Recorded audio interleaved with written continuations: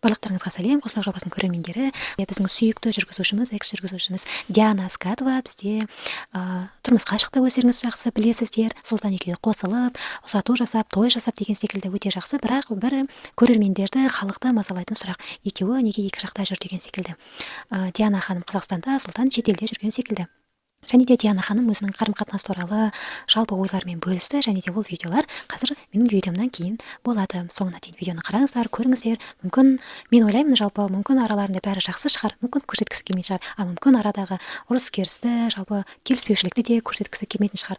Кей блогерлер болады, барлығын халыққа сториске салып, бүкіл айтады ғой енді, жылаған, сақтаған, барлығын салып отырады. Диана ханым ондай емес, мүмкін барлығын іште сақтап жүрген шығар. Мен өз басым екеуінің ортасында бәрі жақсы болсын деп тілеймін. Диана ханым өте жақсы керемет кісі, өзін өзі ұстауы, жалпы менің қызым осындай қыз болып туылсын деген секілді адамға деген сөзге лайық адам деп ойлаймын. Өздеріңіздің пікірлеріңізді әрине комментарийға қалдырып кетіңіздер. Сіздер бұл жайлы не ойлайсыздар?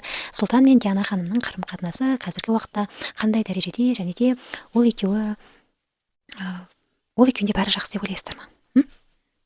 Мен өте көп қыз келіншектер оқиды ғой, басы бос қыздар, сондықтан қыздар мұқият болыңыздаршы.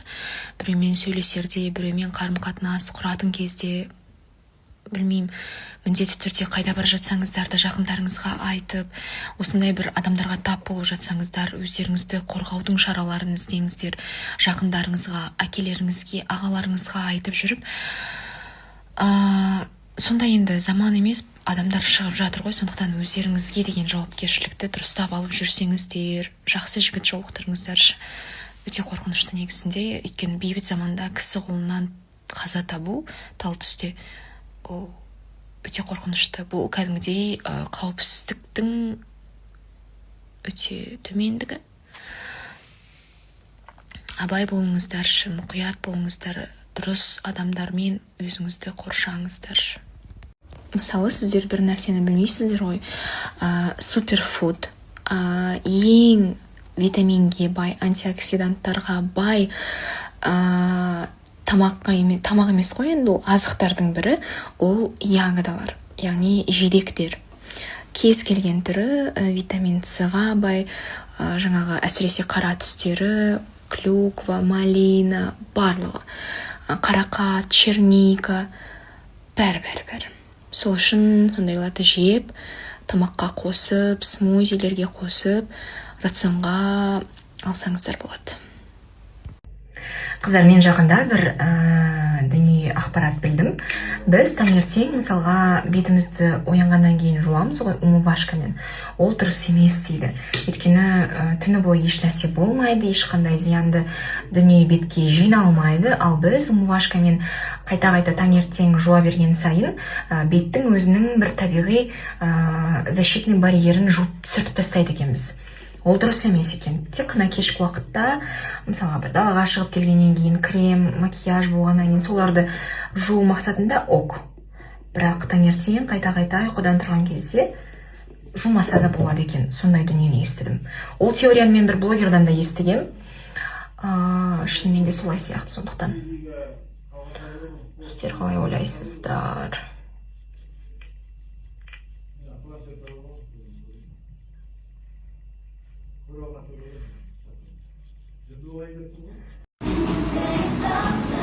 Мені ұмытып қалған жандарға мен осындай әдемін.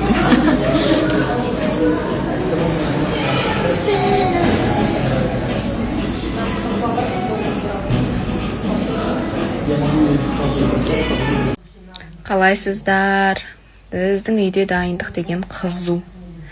Негізі бұндай шараның алдында кішкене қобалжиды екенсің. Барлығы дайын болса да, барлығы под контролем болса да, бір түрлі қобалжып уайымдайды екенсің. Анау қалай болады, так, анау не болады, мынау не болады. Мен әлі тіпті көйлегімді киіп көрмеген адаммын ғой.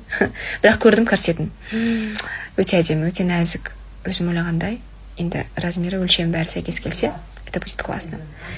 Бұл той емес, бұл жай ғана сырға салу. Салттың алғашқы сондай жөн жоралғысы. Ұзату бөлек болады. Бірақ туған туыстың арасында осылай қазақтың салтын сақтай отырып өткіземіз дедік қой. Негізі басында шағын орта дегенбіз, одан кейін кішкене туған туыстарымыздың саны көбейді, қонақтарымыздың саны өсіп кетті. Сөйтіп кәдімгідей бір шағын сондай қуаныш болайын деп жатыр 22-сі күні бұйырса. Сіздерге әңгіме айтып отырайын, сорпа ішіп отырмын да, жеңгем ет асқан, еттің жанында сіңір бар. Сол сіңірді кесіп жеп, сондай бір ләззатпен жеп отырмын да. Ал егер бұрындар маған ұсынса, мен төрімді бұзып, рахмет деп айтар едім да. Ал қазір, мне кажется, это настолько вкусно. Нағыз коллаген. Күшті. Айтайын дегенім, бұның барлығы, оказывается, подкрадывается незаметно, бір 30-ға жақындаған кезде солай болып қалады екен ғой. Болып қалады екен біз ғой. Қызық. Но вкусно. Өте вкусно.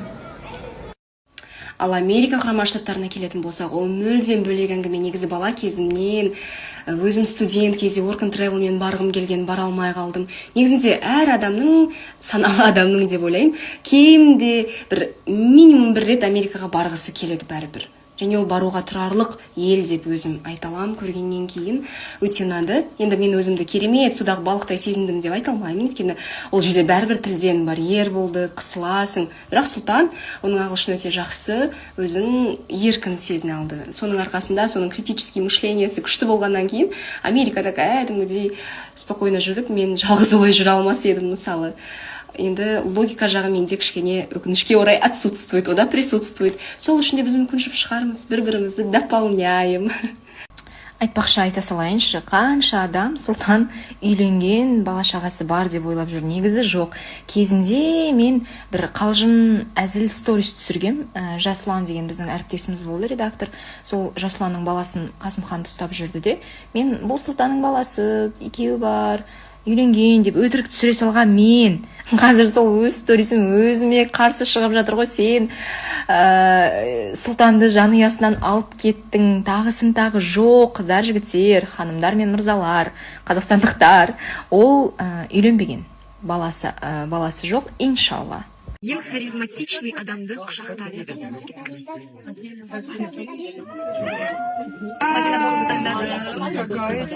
Дам какую-то бумажечку и пойдем кого-то обнимать, как я поняла, да?